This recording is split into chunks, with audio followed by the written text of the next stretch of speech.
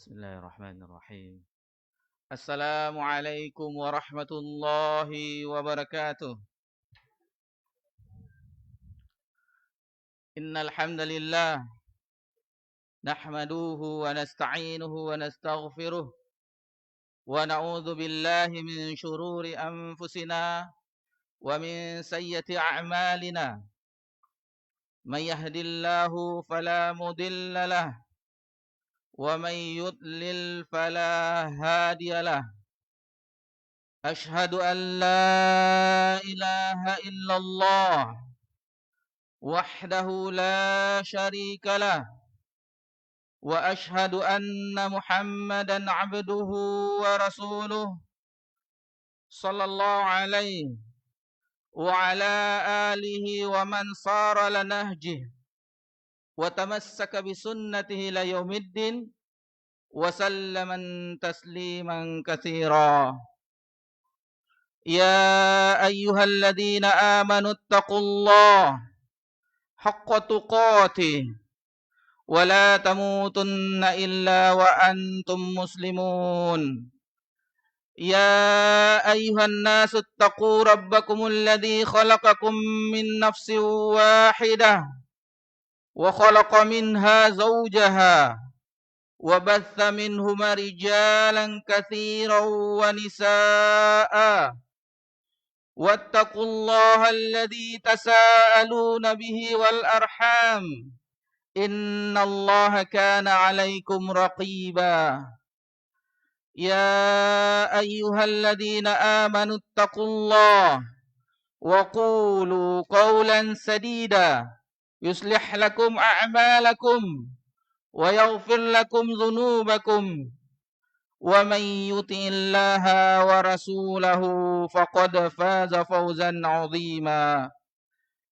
أما بعد فإنه أصدق الحديث كتاب الله وخير الهدي هدي محمد صلى الله عليه وسلم وشر الأمور محدثاتها وكل محدثة بدعة wa kulla bid'atin dalalah wa kulla dalalatin finnar. Alhamdulillah, segala puji bagi Allah tabaraka wa ta'ala atas segala limpahan nikmat yang tiada terhingga. Nikmat Allah subhanahu wa ta'ala tidak pernah terputus. Tidak pernah terputus. Allah memberikan limpahan curahan nikmat kepada seluruh makhluknya. Di antara nikmat Allah subhanahu wa ta'ala yang sangat besar adalah nikmat iman, nikmat Islam, nikmat sunnah, nikmat kesehatan, nikmat afiah, nikmat keamanan. Dan banyak sekali nikmat Allah subhanahu wa ta'ala yang apabila kita menghitungnya, wa in ta'uddu ni'matallah la tuhsuha. Jika engkau menghitung nikmat Allah, niscaya tidak akan sanggup untuk menghitungnya. Janganlah kita berpikiran atau menyangka bahwasanya nikmat Allah subhanahu wa ta'ala cuma berupa rezeki berbentuk harta benda, berbentuk uang. Sebagaimana sebagian besar dari manusia di zaman ini bahwasanya nikmat itu, rezeki itu cuma bernilai berupa uang, harta benda dan yang lainnya. Kan tetapi nikmat Allah subhanahu wa ta'ala sangat banyak. Perhatikanlah pada diri kita betapa banyak nikmat Allah subhanahu wa ta'ala.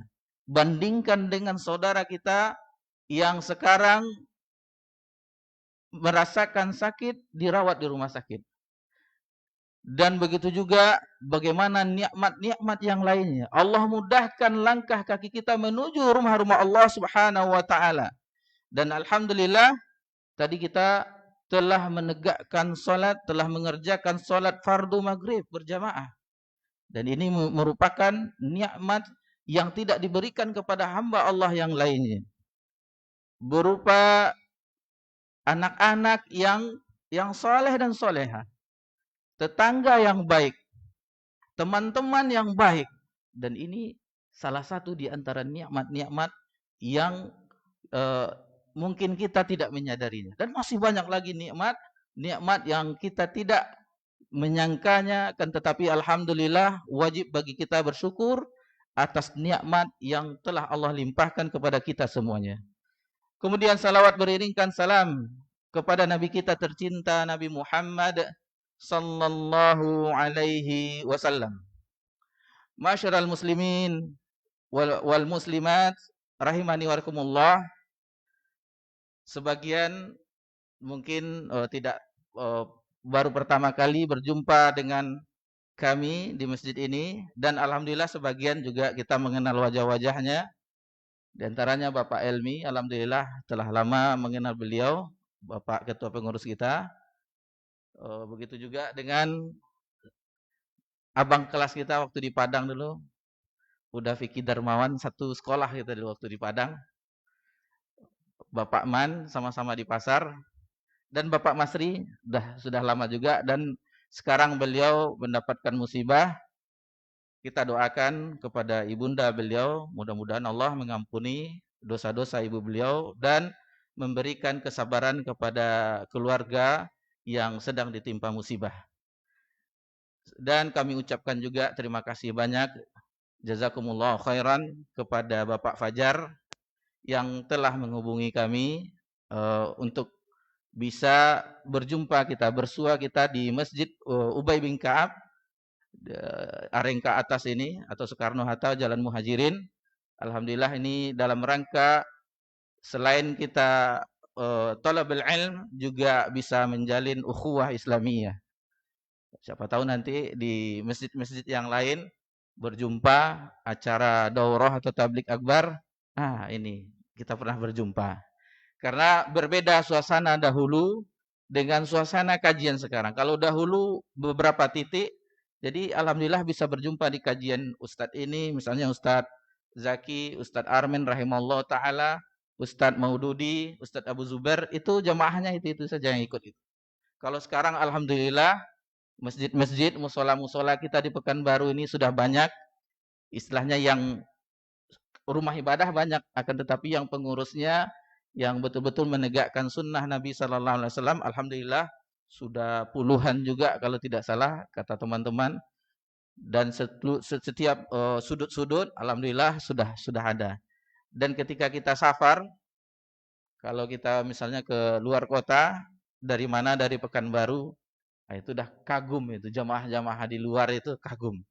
Pekanbaru Masya Allah, ustadznya banyak, masjidnya banyak yang besar-besar, dan begitu juga lembaga-lembaga pendidikannya juga banyak.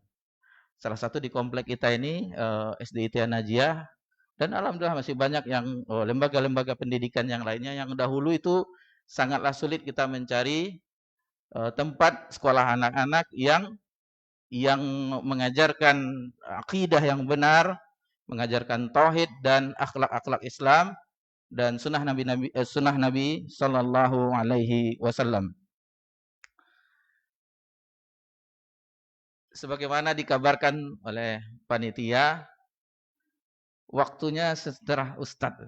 Ini yang susahnya. Berapa lama atau sampai subuh, tengah malam, terserah Ustadz.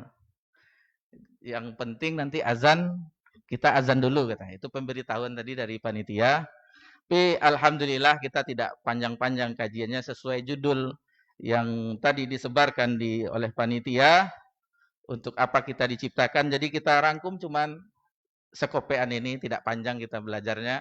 Karena pelajaran ini dari judulnya, alhamdulillah kita sudah mengetahui jawabannya. Dari judulnya, alhamdulillah kita masing-masing kita yang biasa belajar, apalagi belajar matan-matan tauhid seperti al-usulul salasa, qawaidul arba atau kasyfus syubhat, kitabut tauhid, maka ini sudah biasa pembahasan ini. Namun kita mengulang-ulang kembali untuk memurojaahnya. Sebagaimana dikatakan oleh para ulama, bukti seseorang cinta itu yaitu menambah hafalannya. Menambah hafalan dalam Al-Qur'an Karim, dan bukti setianya adalah murajaah, mengulang-ulang hafalannya. Begitu juga kita di kajian kita ini mungkin kita memurajaah pelajaran-pelajaran yang pernah kita pelajari, dan ini supaya kita mengingat lagi, mengingat pelajaran-pelajaran kita yang telah dibahas bersama ustadz-ustadz yang pernah mengisi di masjid yang mulia ini. Masyarul muslimin wal muslimat rahimani warahmatullah. Wajah bapak-bapak kelihatannya sebagaimana yang pernah dirasakan, disangka oleh Ummul Mukminin Aisyah radhiyallahu anha.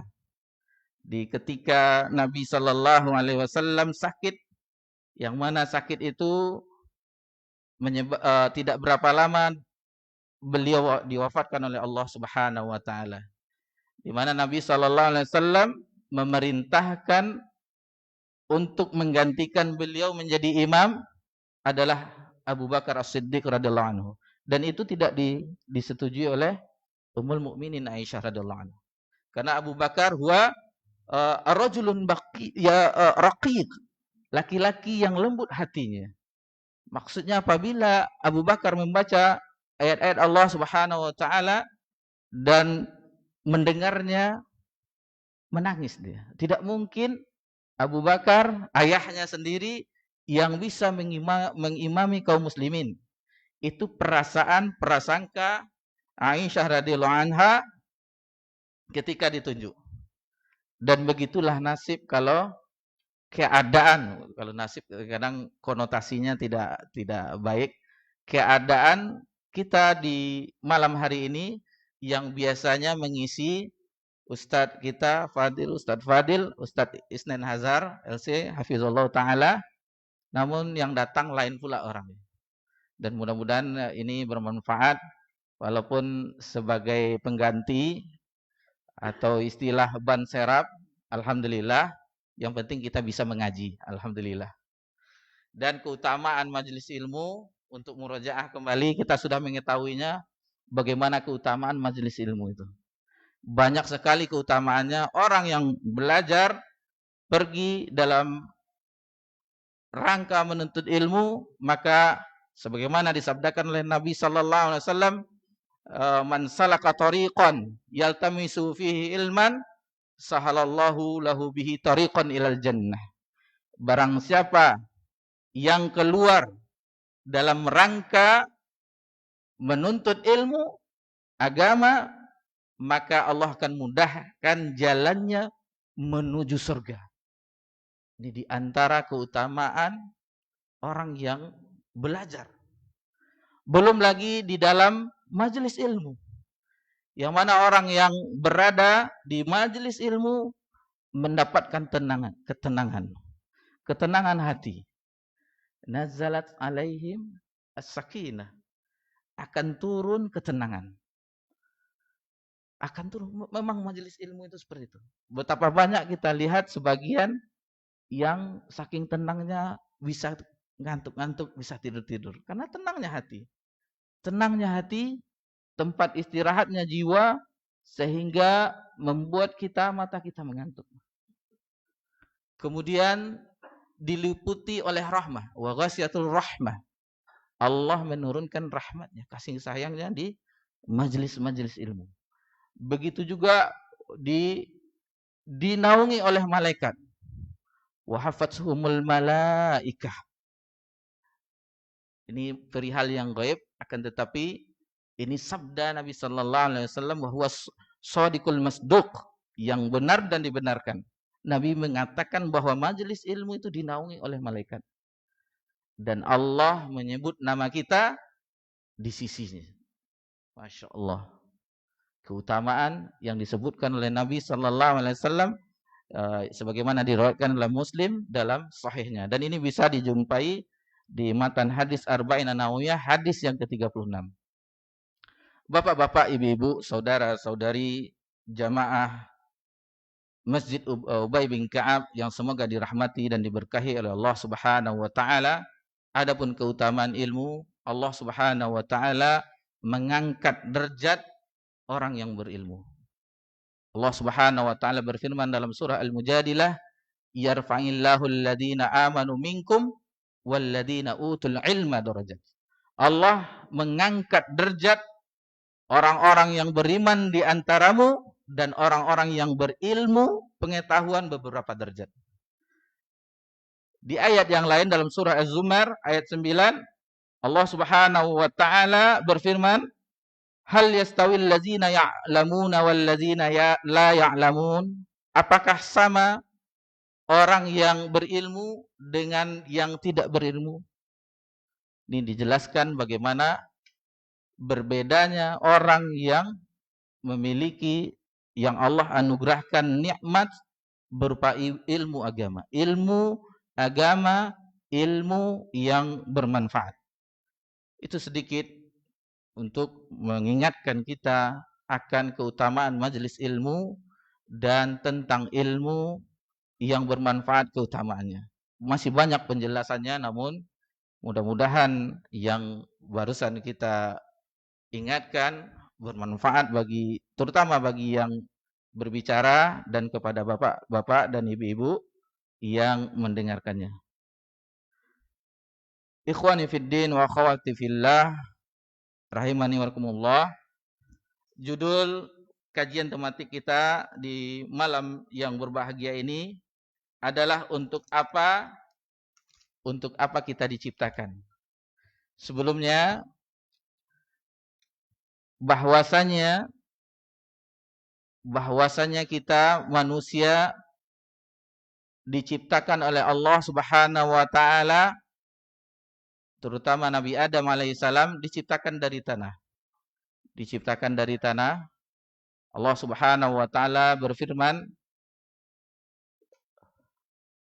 "Khalaqal insana min salsalin kal fakhar" dalam surah Ar-Rahman.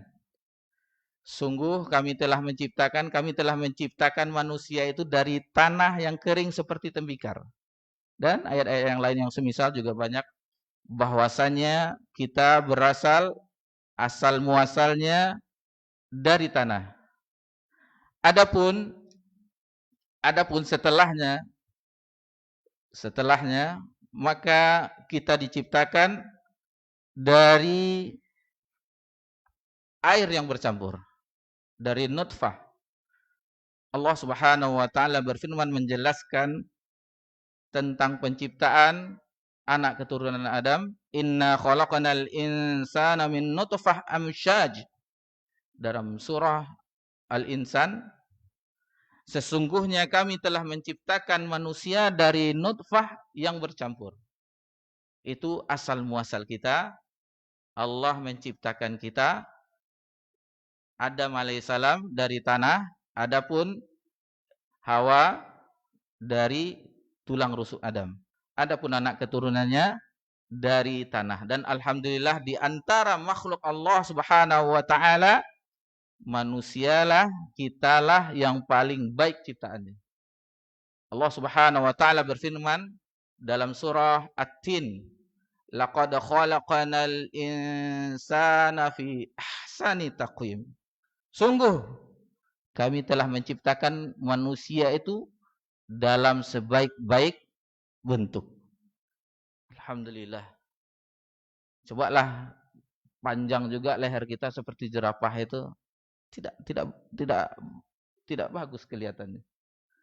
Atau hidung kita panjang seperti gajah, tidak pas juga. Alhamdulillah dengan wajah rupawan, ada yang Allah ciptakan dengan rasnya masing-masing. Indonesia seperti ini, orang timur, orang barat, orang Arab, Timur Tengah berbeda-beda. Bayangkan dengan segi itu saja bagaimana kita mengagungkan Allah. Harus kita agungkan. Dengan penciptaan bahasa pun banyak. Di Pekanbaru saja kita banyak bahasanya. Ada yang bahasa Indonesia, ada yang bahasa Melayu, ada yang bahasa Minang, ada yang bahasa Jawa, Sunda, Batak, banyak. Baru di Pekanbaru. Bagaimana dengan bahasa-bahasa di seluruh dunia. Masya Allah. Itulah Allah dengan mengingat seperti itu, Memperhatikan diri. Wa fi anfusikum afala tubsirun. Dan pada dirimu sendiri, apakah kamu tidak mengambil pelajaran, ibrah dari itu? Ketika kita telah mengetahui tentang ini, penciptaan langit, bumi, terbitnya matahari, tenggelamnya, perputaran siang dan malam, maka timbul rasa cinta, pengagungan kepada Allah Subhanahu wa taala. Masyiral muslimin wal muslimat yang semoga dirahmati dan diberkahi oleh Allah Subhanahu wa taala. Dalam kehidupan ini kita menjumpai banyak sekali macam ragam manusia. Memang alhamdulillah kita telah mengetahui jawaban dari tujuan kajian kita, untuk apa diciptakan, dan kita pun menghafalnya.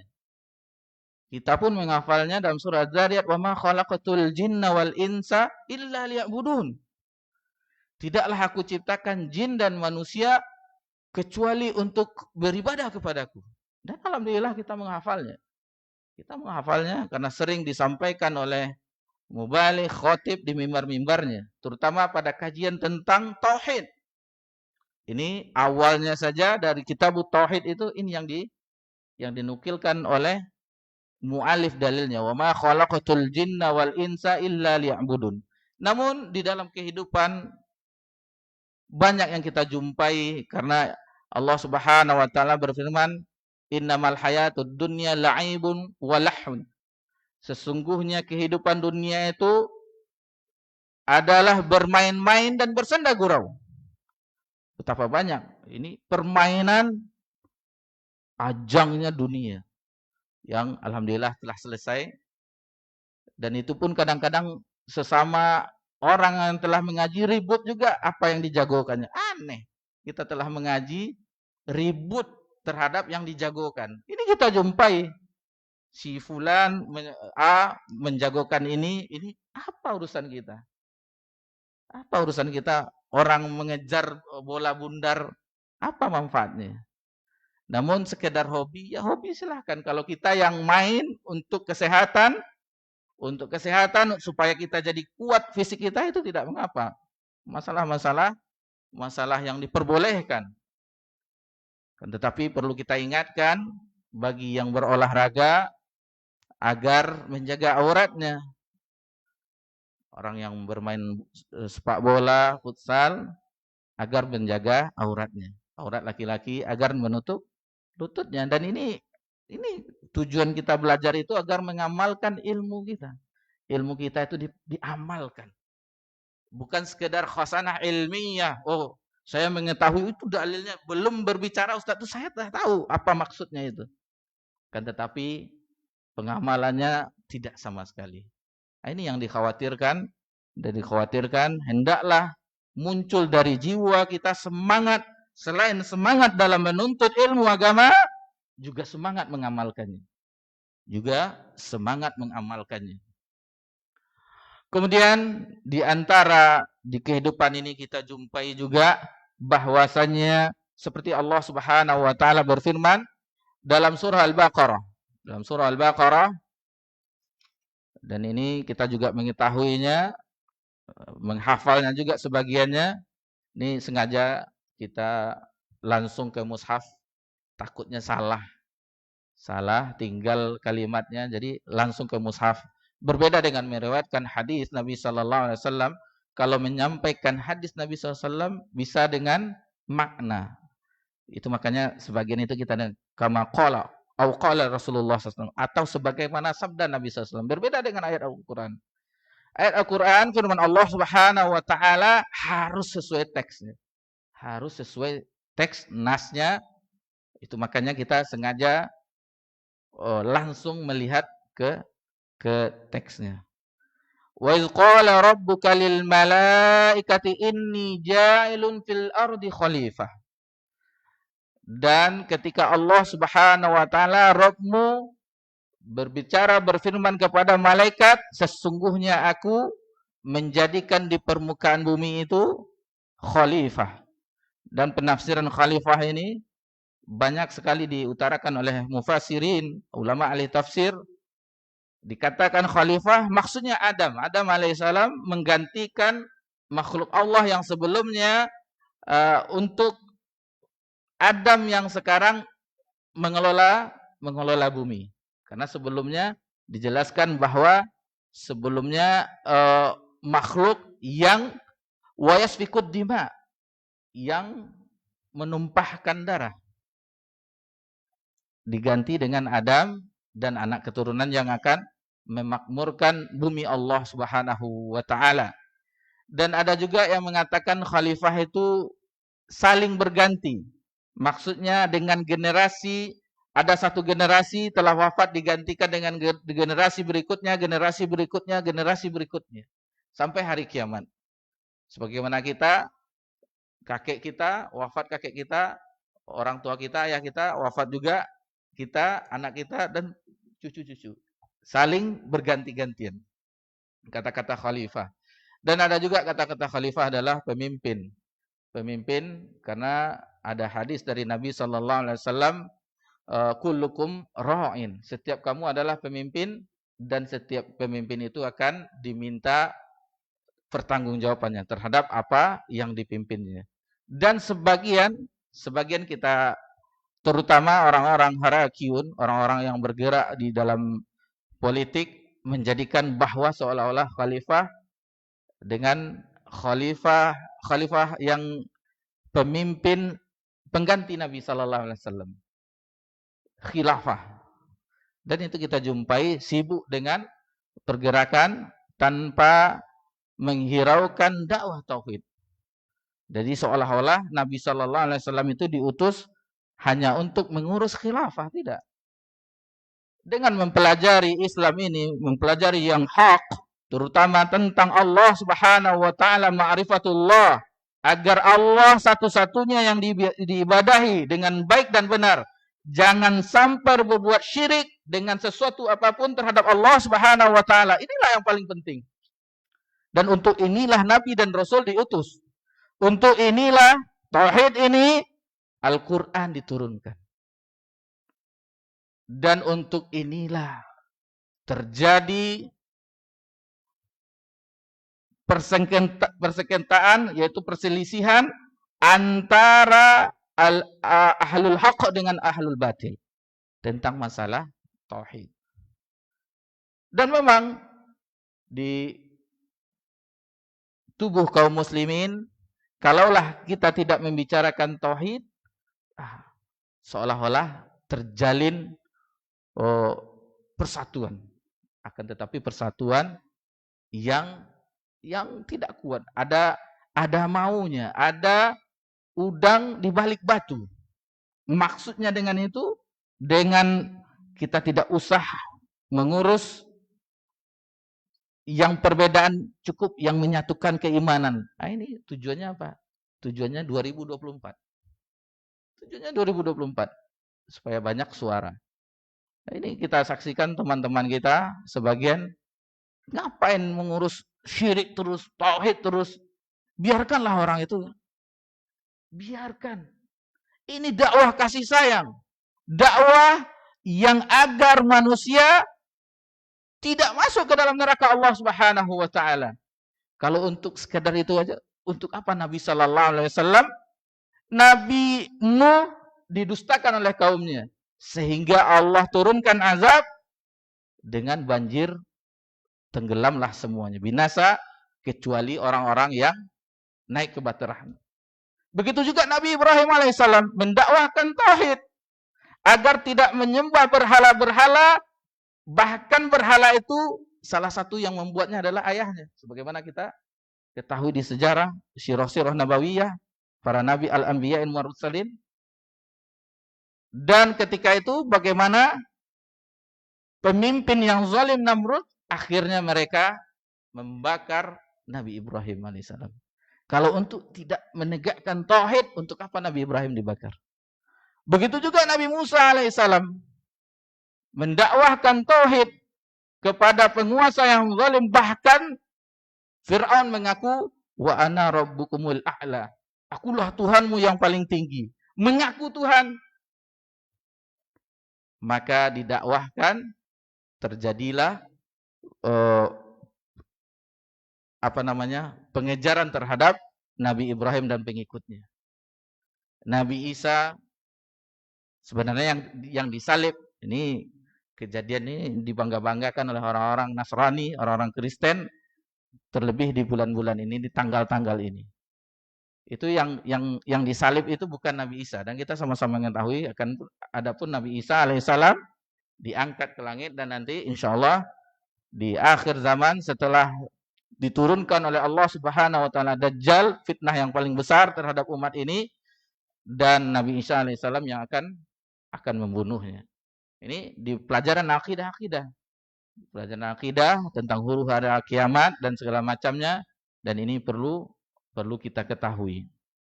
Baik, masyarul muslimin wal muslimat rahimani warahmatullah.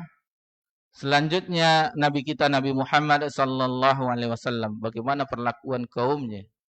Padahal beliau sallallahu alaihi wasallam digelari sebelum turun risalah nubuwah wahyu, apa gelarnya? Al-Amin. Orang yang dipercaya. Nabi sallallahu alaihi wasallam dipercaya oleh orang-orang Quraisy, tempat penitipan harta mereka kepada Nabi sallallahu alaihi wasallam. Namun ketika syariat ini turun wahyu, maka kaumnya mendustakan. Kaumnya mengusirnya, sehingga Nabi sallallahu alaihi wasallam hijrah atas perintah Allah Subhanahu wa taala, izin dari Allah Subhanahu wa taala, hijrah ke kota Madinah. Dari negeri kufrun ila baladil iman. Dari negeri kafir, ketika itu Mekah masih kafir, negeri kafir, ke negeri iman, ke Yathrib atau Madinah. Di peringatan juga bagi misalnya ada saudara-saudara kita yang ingin kuliah melanjutkan studinya ke luar negeri, ke negeri kafir, ingatkan. Apakah tidak ada jurusan itu di kota kita, di negara kita? Karena dampak efek orang-orang memang kalau dari segi kualitas mutu kita mengakui. Namun yang anehnya, yang membuat kita terheran-heran, dikirim ke negeri barat mempelajari Islam. Mempelajari Islam. Apa hasilnya? Walhasil setelah mereka pulang ke tanah air, nah ini dia, mengacaukan ajaran ini. Seperti liberalisme, itu orang-orang yang telah belajar agama Islam di negeri-negeri kafir dan pulang, ini dia yang merusak seolah-olah agama itu sama-sama kebaikan, dan ini tidak mungkin agama yang mengajak kepada beribadah kepada selain Allah, kepada ajaran yang mengibadahi Allah saja, mana mungkin sama. Ya, samanya dari segi akhlak semuanya mengatakan kita tidak boleh mencuri, kita tidak boleh kasar, itu semuanya. Itu fitrah manusia. Akan tetapi yang ajaran yang betul-betul ditegakkan kalimat tauhid, inilah yang membedakan. Inilah yang membedakan Islam dengan agama-agama yang lain. Karena al-Islam, al-istislamu lillahi bitauhid.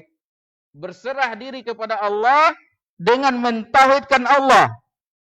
Wal inqiyadu bita'ah, dan diikuti dengan ketaatan.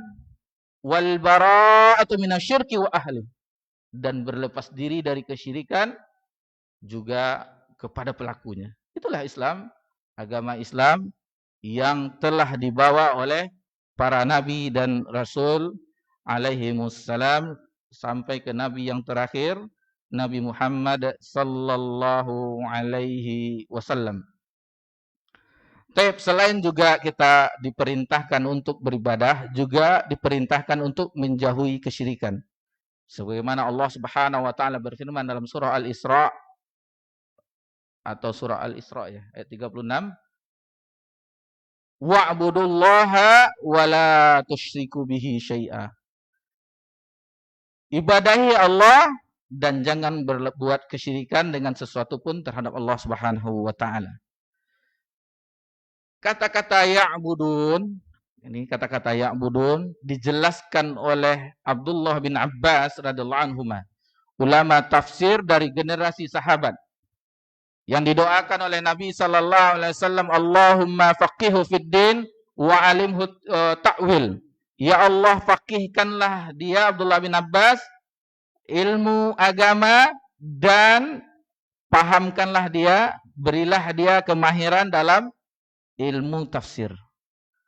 Dan Abdullah bin Abbas begitu juga dengan murid-muridnya seperti Hasan al-Basri, Qatadah dan yang lain-lainnya, para ulama mufassir dari generasi tabi'in, bahwa setiap kata-kata kalimat dalam Al-Quran ya'budun ay yuwahhidun, maksudnya adalah tauhidkan, ibadahilah Allah, sembahlah Allah, maksudnya tauhidkanlah Allah, itu maksudnya.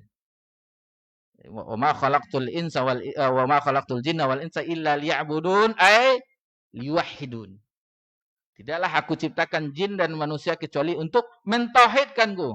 Itu maksudnya. Atau perintah yang pertama kali dalam Al-Quran. Perintah yang pertama kali dalam Al-Quranul Karim dalam surah Al-Baqarah. Dan ini adalah perintah yang pertama sebelum perintah-perintah yang lainnya. Lembaran dalam Al-Quran yang terdapat perintah Allah Subhanahu wa taala yang pertama kali, yaitu perintah untuk mentauhidkan Allah Subhanahu wa taala. Adapun surah Al-Fatihah adalah pengkabaran bahwa Allah Rabb semesta alam, Allah Ar-Rahman Ar-Rahim, Malik Yaumiddin dan seterusnya. Begitu juga di awal surah Al-Baqarah, Alif Lam Mim Dzalikal. Lalu Allah Subhanahu wa taala memberitahukan tentang perihal orang-orang beriman, orang-orang bertakwa. Setelah itu tentang orang-orang kafir, dan setelah itu ayatnya menjelaskan tentang bagaimana orang-orang munafik. Dan di ayat ini, di ayat 21 Allah Subhanahu wa taala berfirman, dan ini adalah perintah pertama di dalam Al-Qur'an. Perintah pertama maksudnya apabila kita membuka mushaf Al-Qur'an, inilah dalam bentuk fi'il amar. Fi'il amar yang berupa perintah. Sedikit kita singgung belajar bahasa Arab, karena alhamdulillah setiap pada subuh ada pelajaran bahasa Arab dengan Ustadz John, pada subuh setiap hari dulu seluruh. Dan itu kita mengetahui bahwa fi'il itu ada 3. Fi'il mudhari' yang berlangsung atau yang akan terjadi. Kalau bahasa yang pernah belajar bahasa Inggris, kita masih ingat itu, yaitu present continuous atau future yang akan datang. Setelah itu ada namanya fi'il madhi yang telah lalu. Kalau di grammar bahasa Inggris simple past tense. Dulu kita belajar buku bahasa Inggris yang E besar itu, mungkin ada bapak-bapak juga masih ingat waktu di SMP E-nya besar itu, masih ingat aja kita bentuk bukunya. Lalu yang ketiga fi'il amr, perintah yang mengandung perintah. Kalau di bahasa Arabnya, di bahasa Inggrisnya kita nggak ingat. Ini dia. Ya ayyuhan nasu u'budu rabbakumul ladzi khalaqakum wal ladzina min qablikum la'allakum tattaqun. Wahai manusia, sembahlah Allah, tauhidkanlah Allah, ibadahilah Allah, Rabbmu yang telah menciptakanmu dan juga yang telah menciptakan orang-orang sebelummu, la'allakum tattaqun, agar kamu menjadi orang yang bertakwa. Tujuan syariat yang mulia ini, syariat agama Islam, perintah-perintahnya dan menjauhi larangannya, tujuanlah takwa kepada Allah Subhanahu wa taala. Takwa kepada Allah Subhanahu wa taala. Dan ini sekarang alhamdulillah kita berada di setelah terbenamnya matahari, kita berada di tanggal 28 Jumadil Ula tahun 1440 Hijriah, 21 Desember 2022. Dan tidak berapa lama lagi insya Allah kita akan memasuki bulan suci Ramadan. Bulan yang penuh berkah. Bulan yang ditunggu-tunggu oleh orang-orang yang beriman. Orang-orang yang beriman.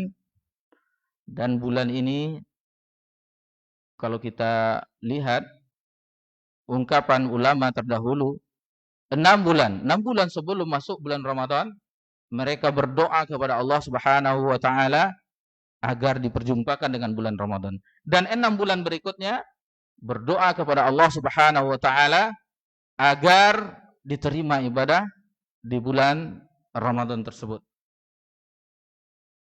Perintahnya di dalam Al-Quran, ya ayyuhalladzina amanu kutiba alaikumusiyam kama kutiba alal ladzina min qablikum, sama. La'allakum tattaqun. Agar kamu menjadi orang-orang yang bertakwa. Telah azan, mungkin kita azan dulu. Insyaallah setelah azan kita lanjutkan. Allahu Akbar, Allahu Akbar. Allahu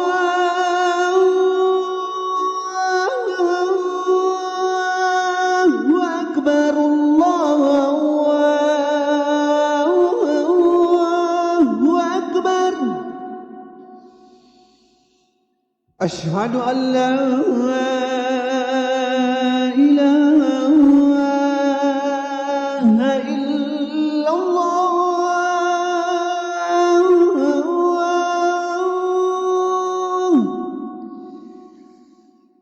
Asyhadu an la ilaha illallah.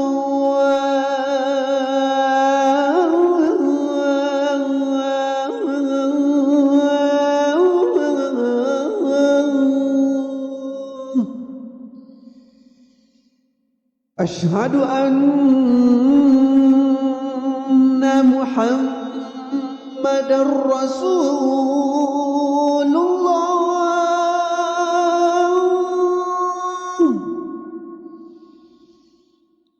Asyhadu anna Muhammadar Rasulullah.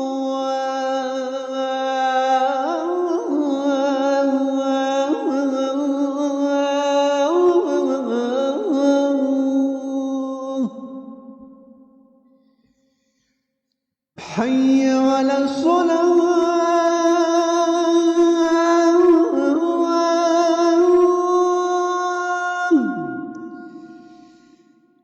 Hayya 'alas salah.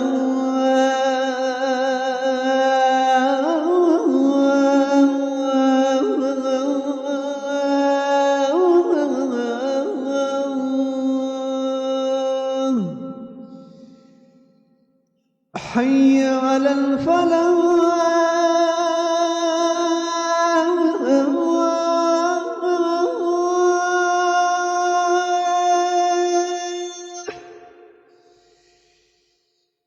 Hayya 'alal falah.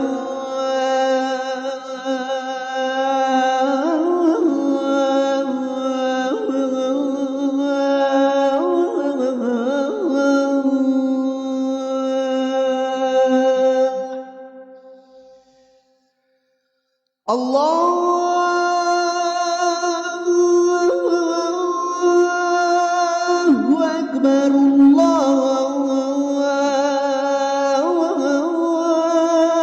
Akbar. La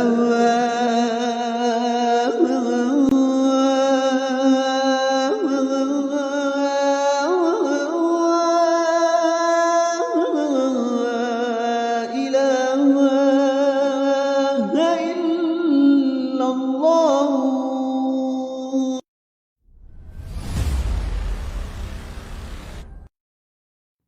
Pegangan seorang mukmin, seorang mukminah yang paling utama adalah amalus saleh, amal yang saleh. Alhamdulillah, wassalatu wassalamu ala Rasulillah, ma ba'd.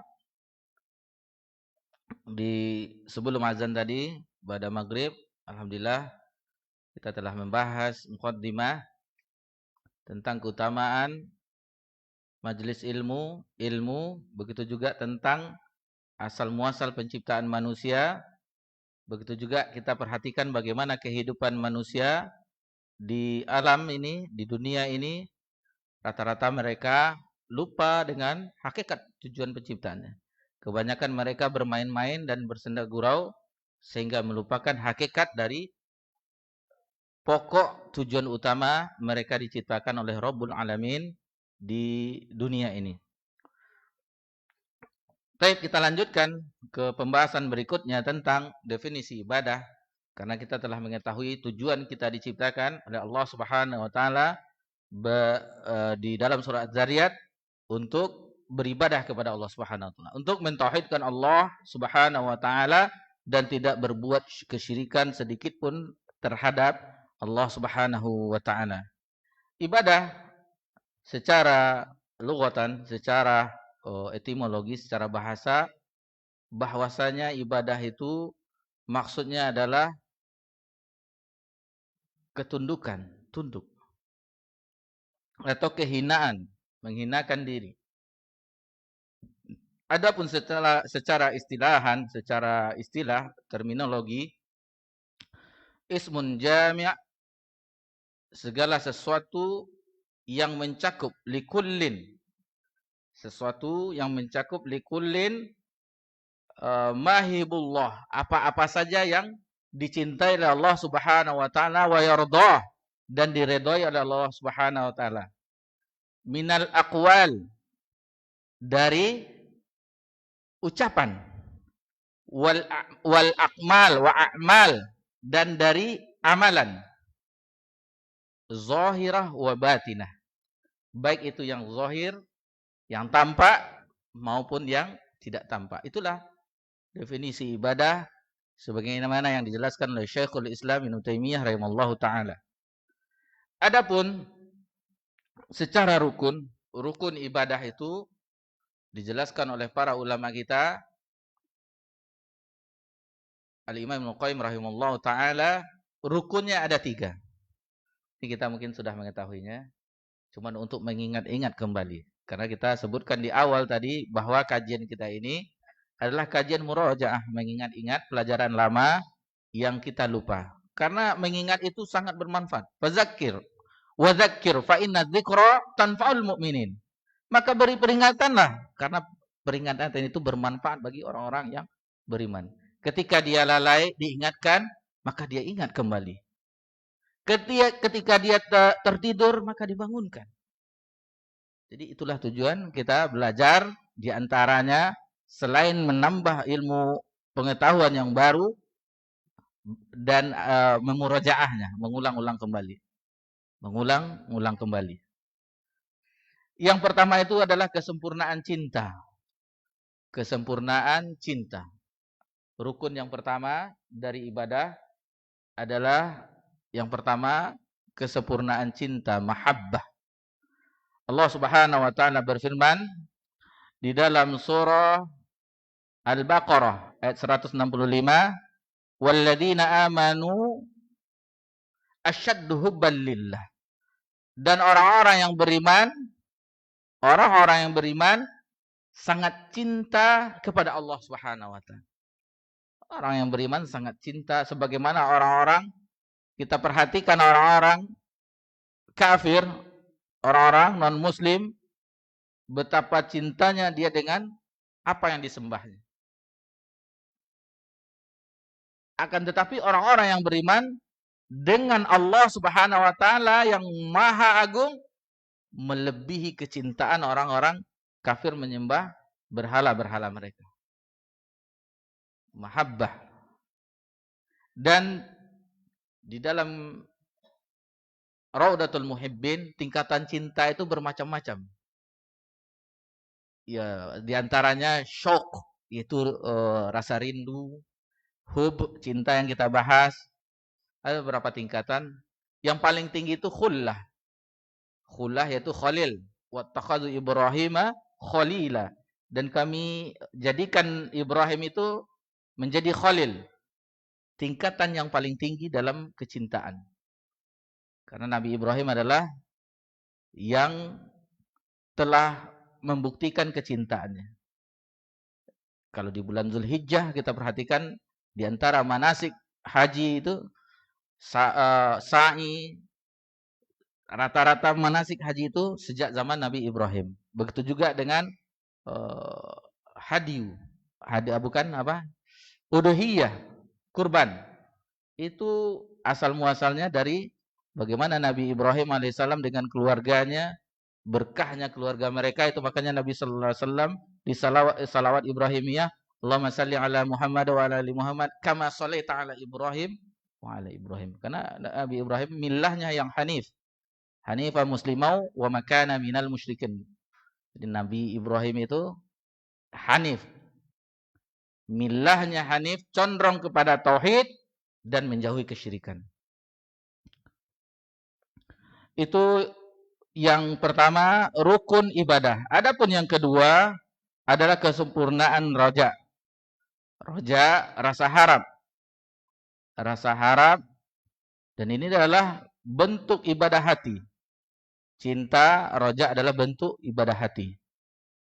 Sebagaimana Allah Subhanahu wa taala berfirman dalam surah Al-Isra, "Wa yarjuna rahmatah." Dan mereka berharap akan rahmat Allah Subhanahu wa taala, kasih sayang Allah Subhanahu wa taala. Atau di akhir surat Al-Kahfi itu tentang roja juga. Man kana yarju liqa'a rabbih falyamal 'amalan shalihan wa la yusyrik bi ibadati rabbih ahada. Selanjutnya khauf. Rukun yang ketiga dari ibadah, rukun. Kalau kita mengetahui rukun seperti rukun salat, kalau tidak ada rukunnya batal salatnya.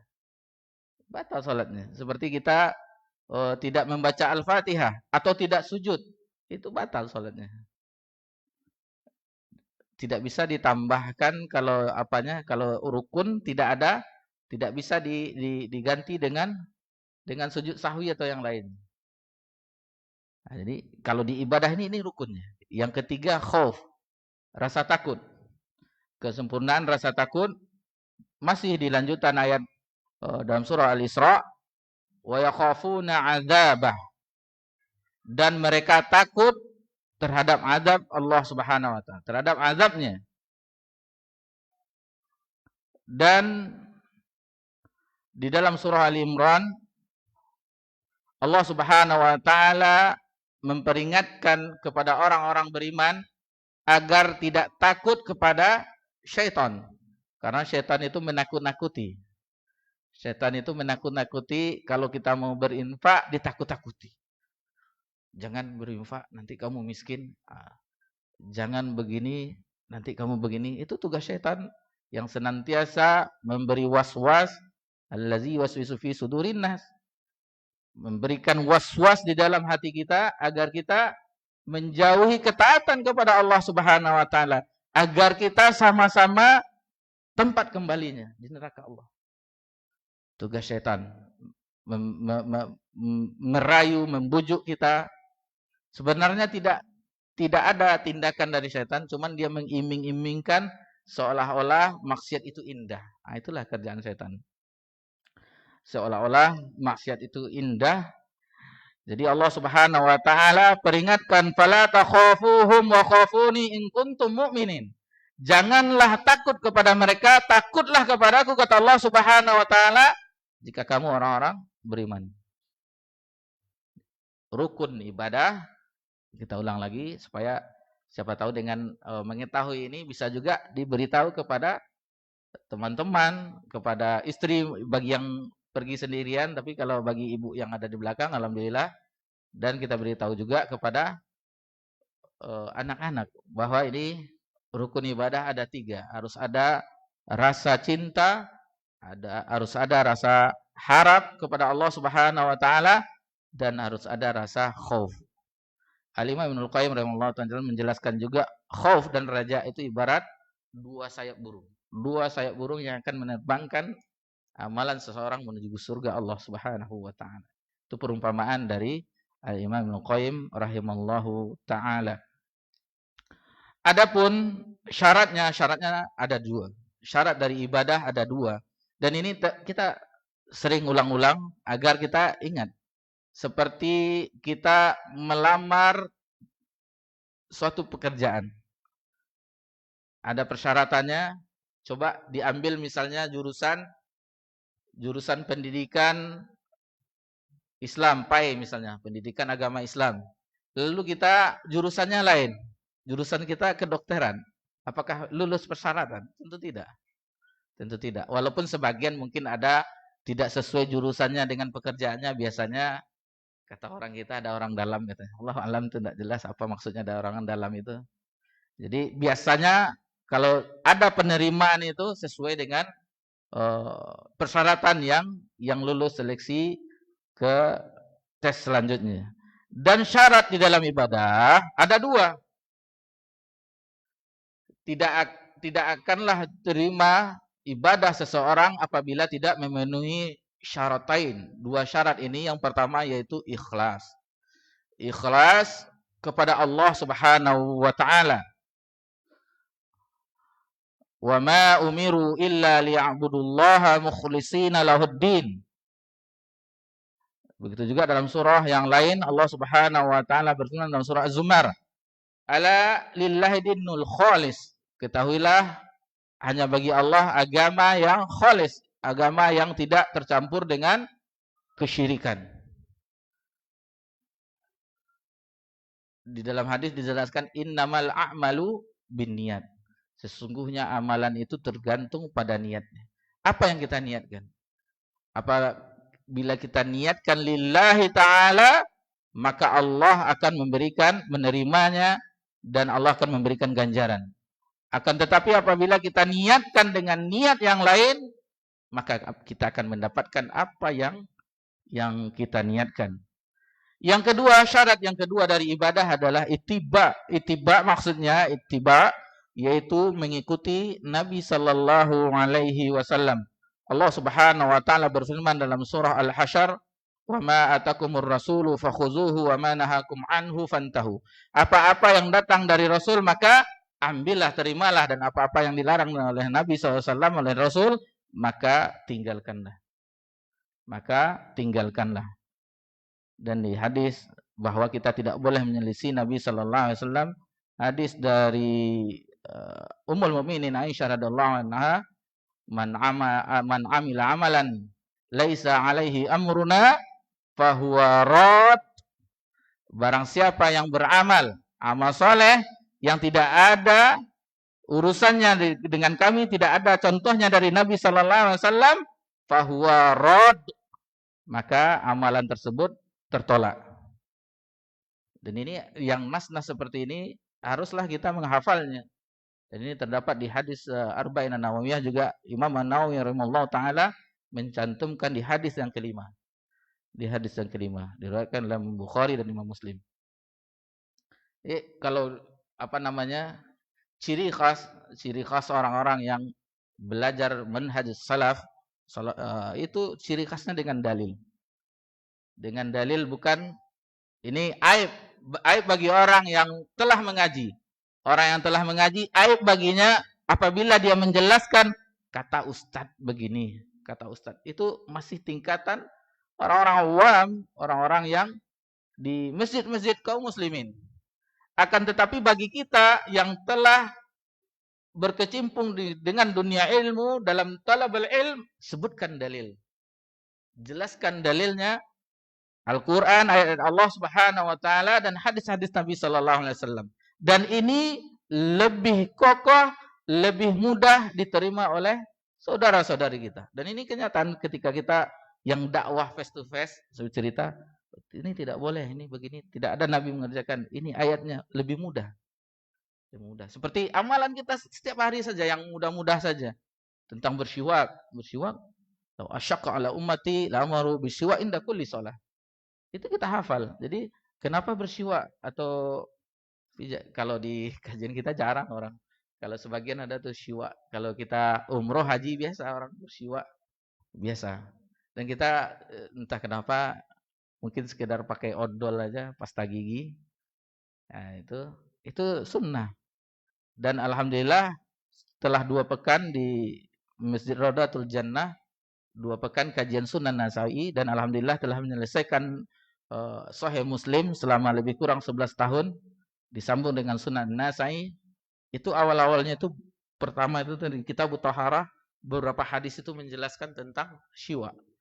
Tentang bersiwak, sunnah Nabi sallallahu alaihi wasallam.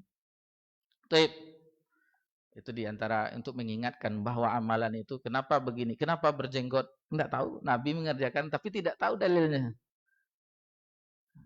Harus tahu kita, yang dalil yang biasa yang kita amalkan itu dihafal. Kenapa celananya cingkrang di atas mata kaki? Kita nggak tahu. Jadi harus dihafal. Afrul lihah wa qasus syarib. Dibiarkanlah jenggot, potong kumis. Jadi tahu kita kan pendek cuman itu. Ini Nabi, ini dalilnya. Jadi orang pun menerima, dengan ada tuh Nabi mengerjakan tapi kita nggak sebutkan dalilnya. Ini salah satu metode yang kurang bagus bagi kita yang telah belajar, yang apalagi telah lama mengaji. Maka ini harus ditingkatkan agar ilmu ini menyebar. Karena tidak akan ada ilmu ini kalau tidak ada yang mempelajarinya. Juga tidak ada yang mengamalkannya. Juga tidak ada yang mendakwahkannya, maka hilanglah syariat ini. Tapi tentu ada prosesnya. Dan ikuti saja semuanya, seperti pelajaran bahasa Arab, ikuti saja. Karena tidak akan mungkin seseorang cuma memperbaiki bacaan tajwid, tahsin, akan tetapi tidak mempelajari bahasa Arab. Ini timpang. Terjadi ketimpangan. Memang waratil Qur'ana tartila. Bacalah Quran itu dengan tartil. Akan tetapi Al-Quran yang kita baca, yang kita baguskan bacaan kita sesuai hukum-hukum tajwid makhrajul hurufnya berbahasa Arab. Hadis Nabi sallallahu alaihi wasallam berbahasa Arab. Kutubul ulama, kitab-kitabnya para ulama bahasa Arab. Alhamdulillah memang telah diterjemahkan. Terkadang dengan terjemahan itu tidak sesuai dengan maksud dari penulisnya. Dan ini sering diluruskan oleh para ustadz kita. Terkadang dilihatnya terjemahannya berbeda dengan apa yang ditulis oleh penulis dalam kitabnya. Tapi ini sekedar motivasi bagi kita semua agar kita tidak berjalan di tempat.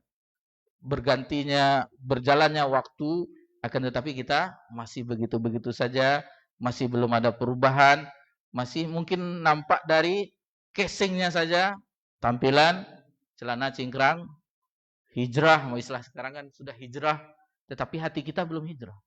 Hati kita masih terbuai dengan yang sebelum kita mengaji. Walnyazubillah, ini jangan sampai kita seperti itu. Hijrah, bentuk fisik kita, juga hijrah. Anggota tubuh kita, hijrah juga hati kita. Menuju Allah Subhanahu wa ta'ala. Tidak akan mungkin hati seseorang hijrah tanpa mempelajari tauhid.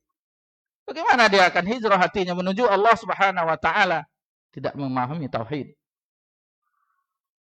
Dan alhamdulillah di kota kita ini telah dibuka kajian kitab tauhid oleh ustaz kita, ustaz yang mulia Dr. Ali Musri di Masjid Umar bin Khattab.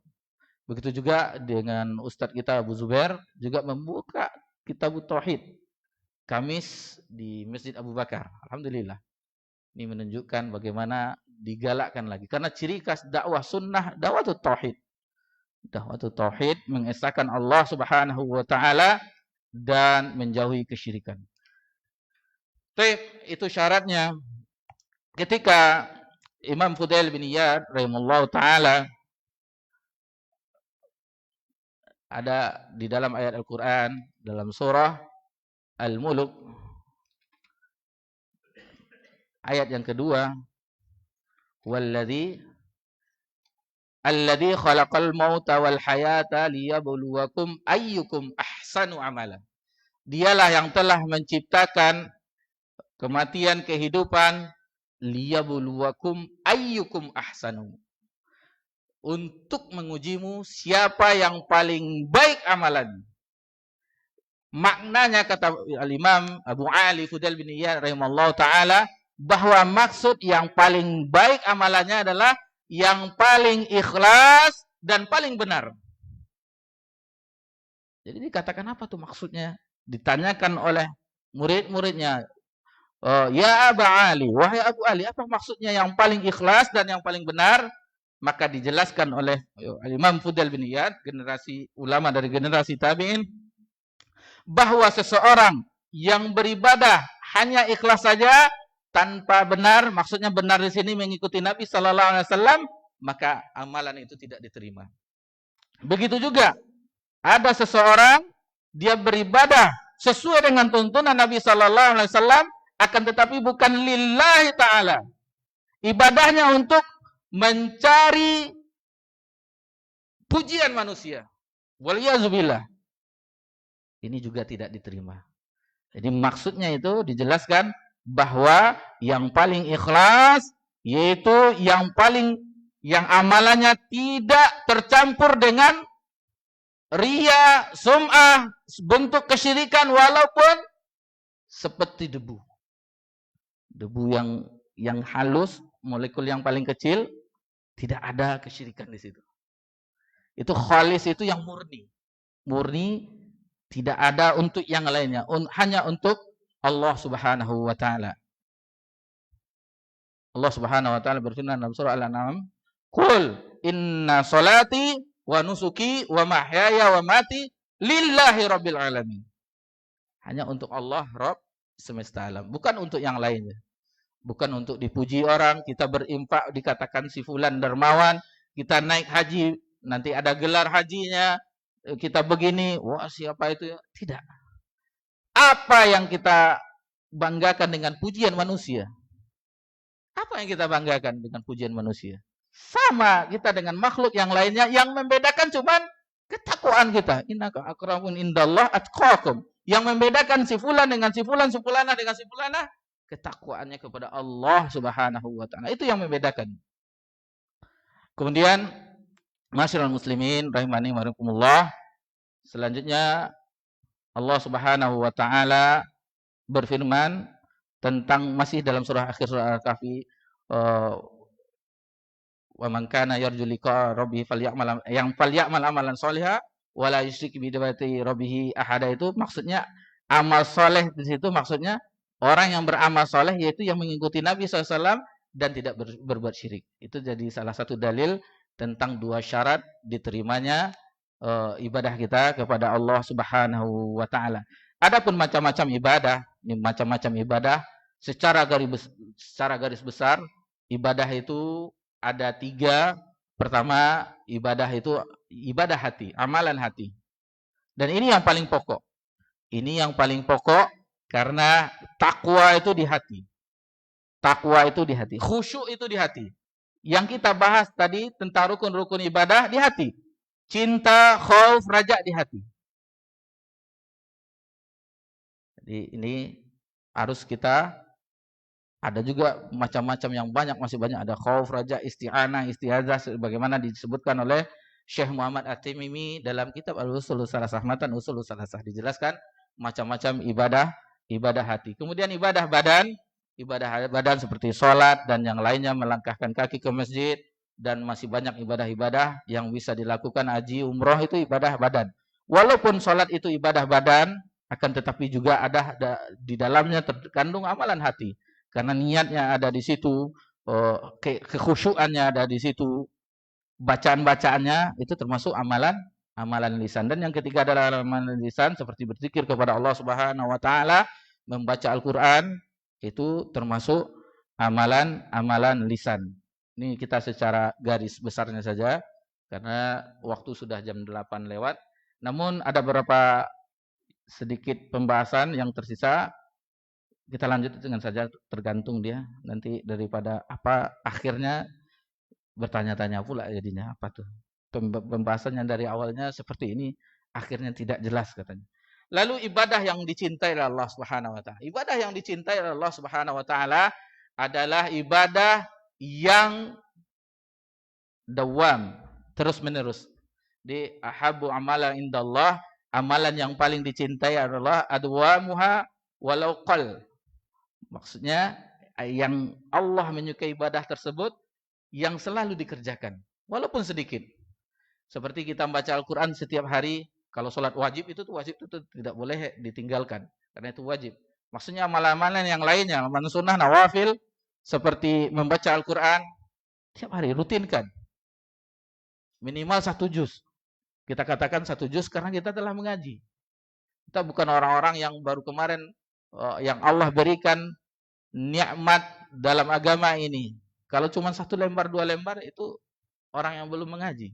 Karena salah satu bukti kesyukuran, bentuk syukur kita selain kita menuntut ilmu agama, juga mengamalkannya. Jangan sampai kurang dari 1 juz kita membaca Al-Qur'anul Karim.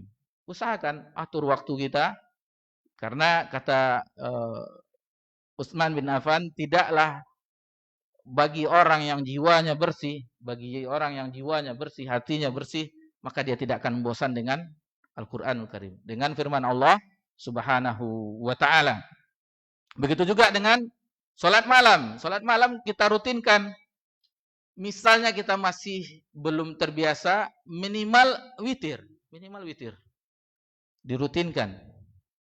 Janganlah kita pas pertama 11 rakaat. Karena Nabi SAW sebagaimana riwayat Aisyah radhiyallahu anha, tidaklah salat malam Nabi baik di luar dan di dalam Ramadan 11 rakaat. Langsung 11 rakaat. Besok enggak lagi selama dua pekan ke depan. Bukan. Biarlah 1 rakaat minimal atau 3 rakaat, 2 rakaat tahajud, 1 witir. Nah, itu dirutinkan. Begitu juga dengan sedekah, rutinkan. Walaupun cuma 5.000, tapi tiap hari kita berinfak. Jangan pernah ditakut-takuti oleh syaitan. Karena yang menakut-nakuti itu syaitan. Fala takhafuhum wa khafuni in kuntum mu'minin. Janganlah takut kepada mereka, takutlah kepadaku, kata Allah, jika kamu orang-orang beriman. Lalu ibadah, amal soleh yang membuat orang itu berbahagia. Allah Subhanahu wa taala, ibadah itu akan mengantarkan ke orang jiwanya kepada kebahagiaan. Allah Subhanahu wa taala berfirman dalam surah An-Nahl ayat 97. Man 'amila sholihan min dzakarin aw unsa wa huwa mu'min falanuhyiyannahu hayatan thayyibah. Barang siapa yang beramal soleh dari laki-laki dan perempuan dan dia orang beriman, nah, syaratnya beriman, maka Allah akan menganugerahkan kehidupan yang baik, kehidupan yang bahagia. Nabi SAW berbahagia ketika beribadah kepada Allah Subhanahu wa taala. Ya Bilal, wahai Bilal, ariyah Nabi SAW. Wahai Bilal, istirahatkanlah kami dengan salat. Bayangkan, Nabi SAW menjadikan salat itu istirahatnya. Kalau kita kan enggak. Wah, lahazan loh. Berat langkah kita untuk melangkahkan. Kalau dapat kita tingkatkan lagi. Sebelum azan kita sudah ke masjid. Kalau bisa. Cuman kalau kita sibuk dengan azan, ketika ada panggilan Allah nih, Daur Rahman, maka tinggalkan semua aktivitas kita. Karena kita mengetahui Allahu Akbar, Allah Maha Besar. Maka tinggalkan semuanya, kita menuju Zat yang Maha Besar, Maha Tinggi, Maha Mulia, Maha Agung, seluruhnya kecil. Seluruhnya makhluk. Maka janganlah, walaupun dalam pekerjaan, misalnya kita pekerjaan belum waktu istirahat, minta izin. Misalnya kita sebagai karyawan telah azan begini. Biasanya diizinkan.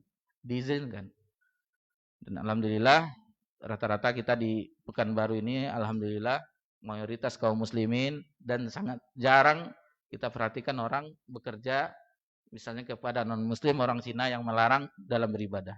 Biasanya diizinkan, alhamdulillah. Selanjutnya, adapun orang-orang yang tidak beribadah kepada Allah, maka akan sempit jiwanya. Wa man a'rada an dzikri fa innahu ma'isyatan dongka. Barang siapa yang berpaling dari peringatanku, maka dia akan mendapati kehidupan yang sempit. Masyiral muslimin rahimanillah. Ini adapun bagaimana kita agar ibadah kita itu, amalan kita itu bagus, maka berdoalah kepada Allah Subhanahu wa taala. Berdoa meminta kepada Allah Subhanahu wa taala. Karena ad-du'a huwa ibadah. Doa itu adalah ibadah. Seseorang yang beribadah kepada Allah Subhanahu wa taala, maka dia akan meminta kepada Allah Subhanahu wa taala akan kebaikan dunia dan akhiratnya. Salah satu doa kita, karena pembahasan kita tentang ibadah, untuk apa kita diciptakan, untuk beribadah kepada Allah Subhanahu wa taala, untuk mentauhidkan Allah, makalah mintalah kepada Allah agar Allah memperbagus ibadah kita kepadanya. Allahumma a'ini ala zikrika wa syukrika wa husni ibadatik. Agar ibadah kita itu a'in, pertolongan Allah Subhanahu wa taala. kita bisa melakukan suatu amalan karena pertolongan Allah Subhanahu wa taala. Karena kekuatan dari Allah Subhanahu wa taala. Itu adalah nikmat di antara nikmat sebagaimana kita sebutkan tadi. Nikmat itu bukan nikmat jasad saja, akan tetapi ada nikmat ruh. Nikmat yang dirasakan oleh jiwa kita. Dan ini tidak dimiliki orang-orang kafir. Tidak dimiliki orang-orang kafir. Beruntunglah kita beriman kepada Allah Subhanahu wa taala, merasakan kenikmatan iman. Lalu jangan lupa kita berdoa kepada Allah Subhanahu wa taala. Dan ini Nabi SAW mengamalkannya setiap selesai solat subuh. Setiap selesai solat subuh, Nabi SAW berdoa, Allahumma inni as'aluka ilman nafi'a wa rizqan thayyiba wa amalan mutaqabbala. Kita beribadah kepada Allah Subhanahu wa taala, maka bermohonlah kepada Allah Subhanahu wa taala agar ibadah kita diterima oleh Allah Subhanahu wa taala, dan kita diciptakan untuk beribadah mentauhidkan Allah Subhanahu wa taala tidak lama.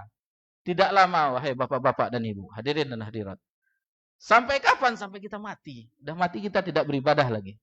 Allah Subhanahu wa taala berfirman dalam surah Al-Hijr, wa'budu rabbaka hatta ya'tiyakal yaqin. Maka ibadahilah, tauhidkanlah Allah sampai datang al-yaqin, sampai datang kematian. Setelah kematian tidak ada kita beribadah lagi.